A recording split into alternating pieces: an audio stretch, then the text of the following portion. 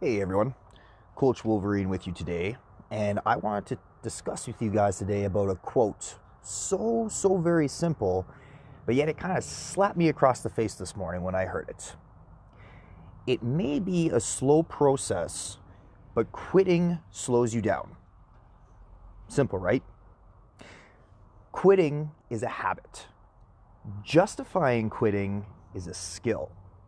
What we practice is what we get better at. If you practice overeating, you're going to get really good at overeating.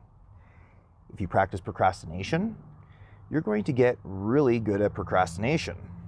If you practice negative self-talk, you're going to get excellent at negative self-talk. The list may go on.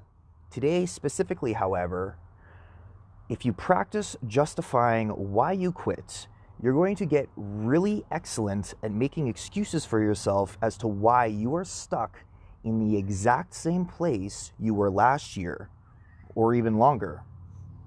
Crazy thought, right? Too many of us have had too much practice at this. But here's the good news. In order to quit something, you had to have had committed to it in the first place. Which means there is something inside of you that wants more out of your life. Believe it or not, quitting is wired into us from primitive times. There is a benefit to quitting, but we have to understand it from our prefrontal cortex. Hey everyone, thank you for watching. Our primitive brain thinks quitting is a great idea. It prefers that we don't start anything at all. Our primitive brain basically tells us to stay in the house because everyone is going to die. Is there something to eat? Let's eat, watch Netflix, and chill. So where the good lies in this is the fact that this is wired into absolutely everybody. But where it becomes difficult is that we actually have to train this habit out of our brains. Keep this in mind. Even if you don't make a commitment, you are committing to staying the same and to just let life happen to you. Creating compelling reasons, commitments, or living a life on purpose is a very extremely rare thing. Always has been and it always will. A lot of people will do this in their early teens and 20s. They decide on what they want to do. They go to school, pick a career, they decide to travel, get married, or have kids, and they go after it. Then one day, they just stop.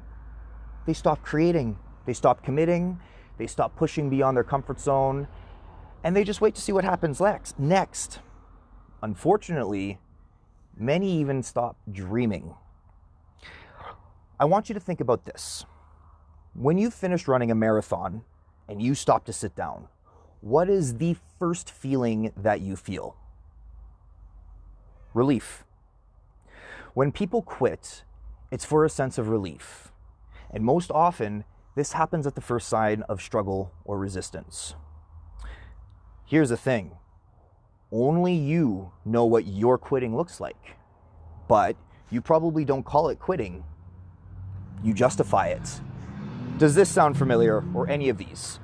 Ugh, something just came up. I was too busy to finish that. I just have way too much going on right now. Now let's refer to nutrition habits. But it was the holidays. But it's my birthday. Here is the secret. When you truly commit to something, quitting is no longer an option. Now I'm going to repeat that, and I really want you to listen and let this sink in. When you truly commit to something, quitting is not an option. This statement, I know, makes a lot of people feel uncomfortable, so I like to use an example. When you commit to a significant other, be it a girlfriend, boyfriend, spouse, kissing someone else isn't an option. It's not something you worry about or stress about. There are tons of good-looking people out there, but when you're committed, you don't see it as an option. You literally free yourself from yourself. We spend so much time worrying about failure that most people just quit. before they even start. When you take away that option to quit, failure is no longer an issue because failures become opportunities. Thanks, Brennan. You must get familiar with what your quitting looks like because you've gotten really, really good at it over the years and you might not even see it as quitting. I'll share with you a few examples of what some of my clients and peers will say that is quitting that they mask it with. Blaming the program or the progress for your lack of result. Telling yourself that you're too busy. Telling yourself that you're just too tired. It's too complicated and I'm confused, so I just didn't go any further. The way we solve getting better at not quitting is to commit. We commit and we remove that option to quit. We remove that option to quit. I highly recommend that you learn to manage your mind. Notice your thoughts. Choose them deliberately. Anticipate when the desire to quit starts to creep up. Understand the emotional triad, which is our brain is wired to seek pleasure, avoid pain, and reduce energy expenditure. The desire to quit is always driven by our primitive brain.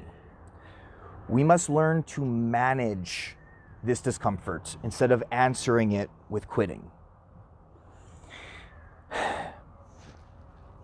The thought that creates the confusion is always a lie. That sounds funny, but just trust me on this one.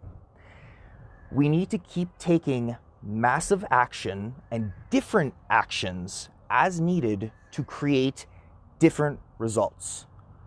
Learn the difference between failing and learning. Think about a baby when it's trying to walk. How many times does that child fall down just to get back up again? No questions asked. And a few short months later, they're running around as if walking was never a problem for them in the first place. And at that age, usually causing parents terror. So, on that note, thank you guys all for watching. If you have any questions, comments, concerns, love to hear from you. Email, comment below. Have a wonderful day, everybody. Bye.